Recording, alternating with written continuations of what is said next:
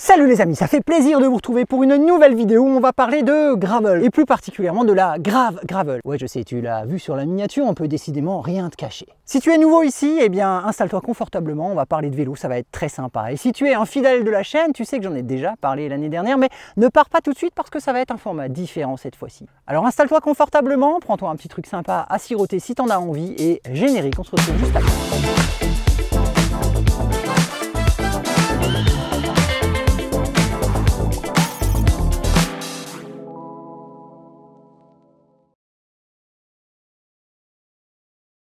J'avais déjà parlé de la grave gravel l'an dernier et j'ai l'honneur pour la deuxième année consécutive d'en être ambassadrice. Ça va pas te servir à grand chose de le savoir, mais moi ça me fait plaisir que tu le saches. La grave gravel, c'est une rando qui se déroule au mois de juin dans le Cantal autour de la ville d'Allanche, porte du Cézallier, dans des paysages absolument typiques.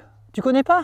Je te montre. Grands espaces à perte de vue, pistes de gravier de folie, plus de vaches que d'habitants et d'une façon ou d'une autre, les magnifiques volcans d'Auvergne en ligne d'horizon. Ça claque carrément. La rando se déroule de préférence sur 2 jours, je dis bien rando et pas course parce qu'il n'y a pas de classement ni de chrono, ce qui n'empêche absolument pas de se tirer un peu la bourre quand on voit un panneau ou une arrivée sur un col, mais l'idée principale c'est quand même plutôt de profiter des paysages, de profiter du voyage et d'en prendre plein les yeux.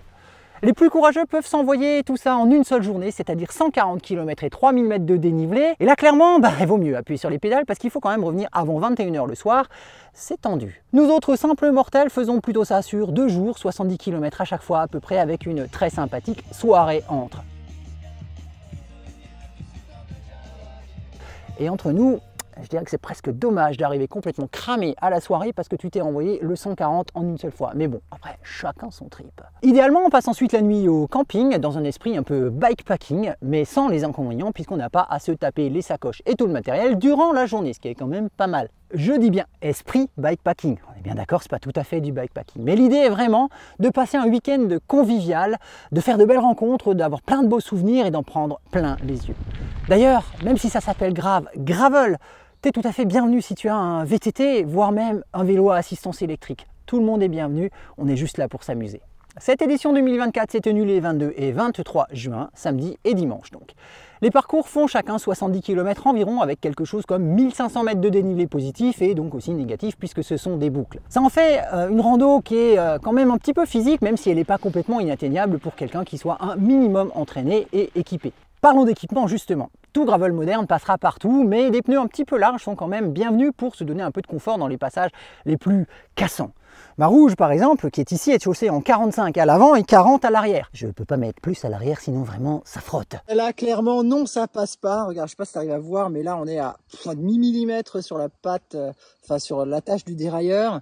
Et là pareil, tu as un petit renfort avec un œillet pour mettre un garde-boue. Et j'étais vraiment confort dessus. En tubeless, une pression pas très élevée, parfait. Vu qu'on est en moyenne montagne, il faut aussi prévoir un développement adapté pour pouvoir mouliner tout petit et ne pas trop se fatiguer dans les montées parce que parfois il y a de ces pétards, je te raconte pas. Pour moi ça va, je suis en double plateau mais j'ai quand même une cassette de VTT 11-42 à l'arrière qui me permet vraiment de tirer très petit. Et puis au pire, j'ai envie de dire, si c'est trop dur, tu pousses sur les 200 mètres qui passent pas. Comme je disais, c'est pas une course. Oui, je radote, c'est l'âge. N'oublions pas aussi l'équipement du cycliste et ça aura été particulièrement vrai cette année. En montagne, la météo change vite et fort. Donc mieux vaut prévoir du bien chaud et du relativement pour du plus froid. Et du mouillé aussi. Cette année, on aura tout eu sauf le chaud, comme tu peux le voir sur les images que tu es en train de contempler en ce moment. Normalement, là, je t'ai à peu près convaincu que c'est un super événement et tu ne devrais normalement avoir plus qu'une seule envie, c'est de suivre le lien que j'ai mis en description pour pouvoir t'inscrire. Bon, alors déjà minute papillon parce que les inscriptions, va falloir quand même attendre la fin de l'année pour qu'elles soient ouvertes. Mais d'ici là, si tu visites le site, peut-être que tu vas, comme certains, tiquer un peu sur le tarif 100 € pour les 2 jours pour 2024. Je vais donc mettre ma petite casquette d'ambassadrice pour parler de mon événement et essayer un peu de le défendre. On est d'accord que c'est plus cher que la rando associative du coin, mais je pense que c'est pas du tout le même package. Pense juste que ça inclut des traces préparées aux petits oignons, des mois en avant, validées sur chaque mètre du parcours, avec de l'entretien quand c'est nécessaire. Bonjour la tronçonneuse et la débroussailleuse, pour assurer que tout soit vraiment nickel le jour J. Et tout ça sur 140 km de parcours, ça prend clairement du temps. Et oui, même certaines pistes communales ont été refaites spécialement pour nous, parce que l'organisation fait bien son taf en amont. Tu me diras que c'est peut-être le minimum, mais crois-moi, c'est pas toujours le cas. Il y a aussi les invisibles dont on espère ne jamais avoir besoin, tels que les assurances, la sécurité civile et les voitures balais. pourtant elles sont là, et quand il y en a besoin, c'est bien. Les ravitaux aussi, et leurs produits terroirs, bio, ça rajoute quand même quelque chose. Et bien sûr, la soirée et tout ce qui va avec, à savoir le repas, la place de camping, le concert live, parce que les musiciens non plus bossent pas gratos. Bref, tout ça, ça fait qu'en réalité, tu n'achètes pas simplement 2 randos vite fait, mais tu achètes en fait un package complet d'un week-end autour du vélo avec certes 2 randos, mais aussi tout ce qui va autour. Alors quand on y réfléchit comme ça, je dirais que c'est pas tellement excessif, même si je suis tout à fait d'accord, si tu es un peu ric-roc en fin de mois, 100 balles, c'est 100 balles et tu auras peut-être plutôt envie de les mettre ailleurs. Bref, voilà, c'est pas la peine de venir me défoncer dans les commentaires parce que moi je n'y suis pour strictement rien dans les tarifs de l'événement, mais juste j'essaye d'expliquer un petit peu ce qu'il y a derrière et de montrer que quand on y réfléchit un petit peu, bah, c'est pas si délirant que ça. Allez, passons à la suite. J'ai envie de dire que c'était franchement à peu près comme j'ai décrit précédemment. Des parcours vraiment au top, bien variés avec ce qu'il faut de montée casse-pattes, du roulant pour en prendre plein les yeux après, des descentes qui vont plus ou moins vite, des passages en monotrace par-ci par-là avec un petit peu de technique, rien d'insurmontable je te rassure, et tu sais combien moi et la technique en gravel, c'est pas mon truc. Bref, un mélange équilibré sur lequel on ne s'ennuie jamais. L'ambiance était bon enfant, on s'entraide, on déconne, on se dépasse, on se tire la bourre. Bref, c'était fun. Évidemment un peu de boue, mais globalement on s'en est quand même très bien tiré au vu de la météo. Et justement la météo, parlons-en, évidemment ça ne t'aura pas échappé, le grand absent cette année, c'était le soleil. Surtout samedi où clairement on avait quand même des conditions, je dirais, assez écossaises, si tu vois ce que je veux dire. En plein dans les nuages, qui restent accrochés sur les cimes du Césalier avec le crachin, les températures à un chiffre et des vues complètement bouchées, on va pas se mentir. Très honnêtement, quand j'ai vu dans quoi on s'engageait, ça m'a un petit peu rappelé ce que j'ai vécu cet hiver sur la Festive 500 et vraiment ça ne donnait pas du tout envie d'y aller. Heureusement, ça n'avait strictement rien à voir avec ce que j'ai vécu cet hiver. Alors ok, pour les vues, il faudra repasser, on est bien d'accord, mais cette ambiance épaisse, le crachin, les reliefs, cette nature brute, en fait, ça a quelque chose de magnifique, de puissant. D'Écossais, j'ai envie de dire. Alors oui, certes, j'aime l'Écosse, mais bref, c'était quand même vraiment sympa malgré une météo effectivement un peu difficile et l'absence de paysages pour lesquels il faudra revenir. En passant, on s'en est quand même pas si mal tiré niveau météo par rapport à d'autres événements. Je pense notamment à Ludoflamme qui est pas passé loin de l'hypothermie quelques semaines plus tôt sur sa Northwesta 500. Vidéo ici si tu veux souffrir avec lui, ou alors là, je sais jamais. Mais bref, ça fait quand même relativiser. En plus, la météo s'est quand même vachement améliorée le lendemain, le dimanche, donc on a quand même pu avoir notre quota de belles vues incroyables, de lignes d'horizon sur les monts du Cantal. Bref, c'était quand même vachement cool. Comme toujours, n'oublions pas les ravitaux Frometon bio, c'est quand même vraiment sympa. Et d'ailleurs, je te partage la recette de Mamie Méline. Tu prends du pain, tu prends du Saint-Nectaire fermier bio, tu mets quelques petites noix de Grenoble par-dessus. Ça te fait un bon sandwich que tu accompagnes avec une petite gentiane Couder sans alcool bien entendu, que tu auras dilué avec de l'eau qui pique. Tu m'en diras des nouvelles. Personnellement, je trouve que la météo nous aura surtout pourri le groove le samedi soir, en fait, durant la soirée. C'est vraiment plus difficile de s'éterniser autour de la bière brassée spécialement pour nous par la brasserie des Estives d'Allanche, tout en profitant du concert, voire d'aller enflammer le dance floor quand il faut ressortir sa doudoune. C'est quand même pas pareil. Heureusement, on avait le soleil dans nos cœurs. Waouh, quel poète! Au final, cette édition 2024 était encore une fois un franc succès. Alors, on avait à peu près une centaine de participants, dont quelques très courageux qui se sont enfilés les 140 km le samedi. Et ils sont tous revenus vivants. Et pour moi, c'est toujours le plaisir de rouler en groupe et non pas seul comme je le fais d'habitude. Et en plus de rencontrer un certain nombre d'entre vous et de pouvoir échanger pour de vrai. C'est quand même différent des messageries instantanées, on est bien d'accord. Et n'oublions pas ce privilège très particulier de piquer un sprint pour tous vous dépasser, puis vous laisser passer comme si de rien pour avoir de belles images et recommencer encore et encore. Je vous dis, c'était physique. Jamais je roule comme ça quand je suis seul. Allez, maintenant je me tais et je te laisse terminer cette vidéo avec un petit montage sympa.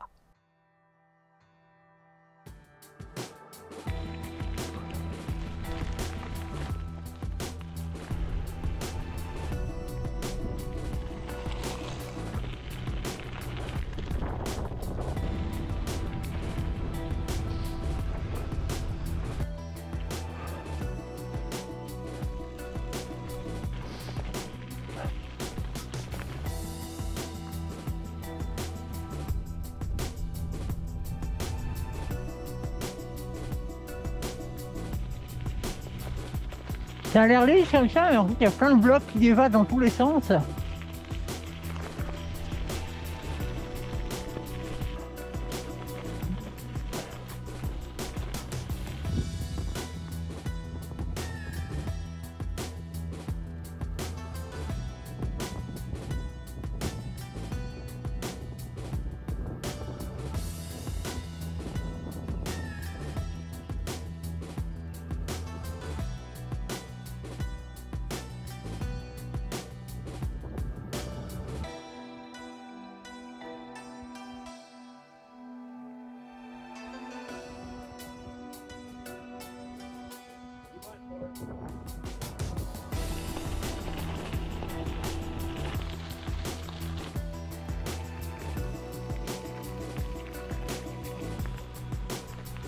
Oh là là. Knorch. Oh là là.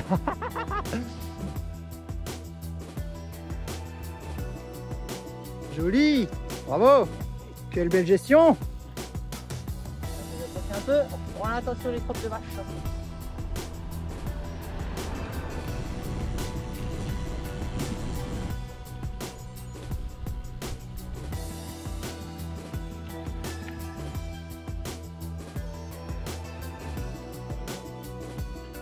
Trop bien. En danseuse comme les pros. Bravo.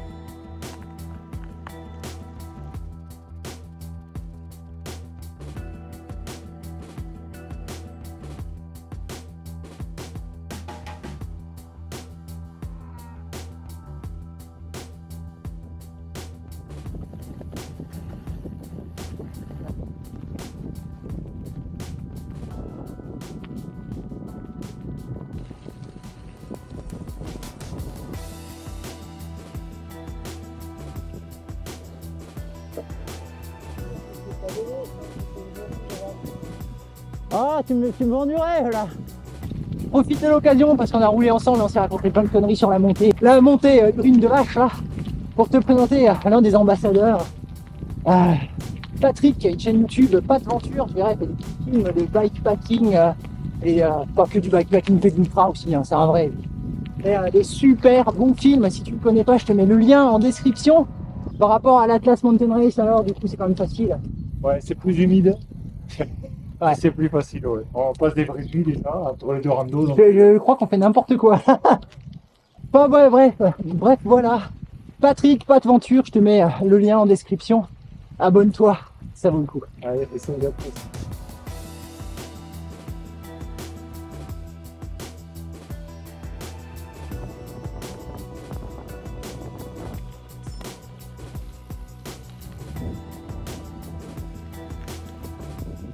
Par là, Gentiane.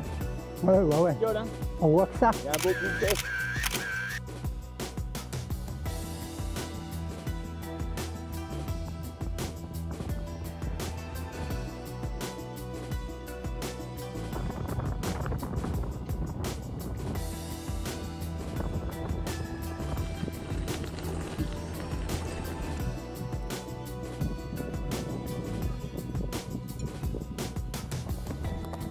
Oh, blah.